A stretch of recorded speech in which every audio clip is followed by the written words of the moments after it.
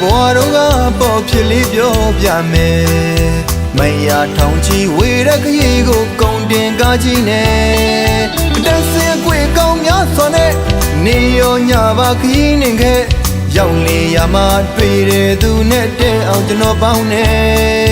ကားစေးရတာကျွဲလိုပဲ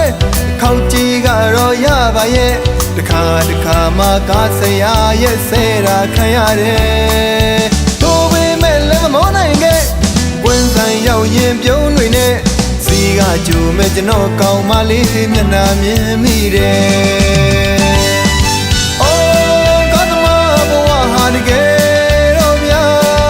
ပြောရပဲနေလို့မရနိုင်ပါဘယ်မှာကားခကောင်းရင်ဘယ်လမ်းသွားရတာလူပွေလူရှုပ်ကြီးလို့မပြောစေချင်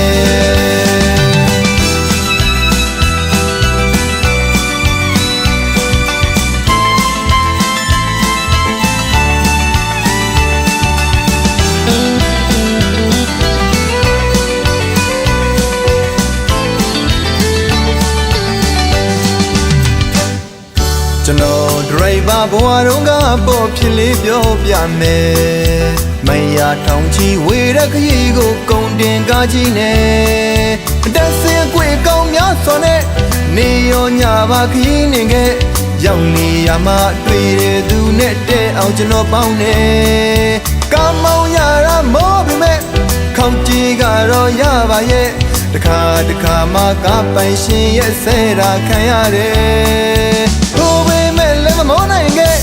အိမ်ပြန်ရောက်ရင်အပြုံးတွေနဲ့စီကကြိုမဲ့ကျွန်တော်ကျင်သူရဲ့မျက်နှာမြင်မိတယ်ကုန်းကားသမားဘဝဟာတကယ်တော့ဗျာပြောရပဲနေလို့မရနိုင်ပါဘယ်မှာကားခကောင်းရင်ဘယ်လမ်းသွားရတာလူပွေလူရှုပ်ကြီးလို့မပြောစေချင်ဟာတကယ်တော့ဗျာကြော်ရပဲနေလို့မရနိုင်ပါဘယ်မှာကားခကောင်းရင်ဘယ်လမ်းသွားရတာလူပွေလူရှုပ်ကြီးလို့မပြောစေချင်ဘယ်မှာကားခကောင်းရင်ဘယ်လမ်းသွားရတာလူပွေလူရှုပ်ကြီးလို့မပြောပါနဲ့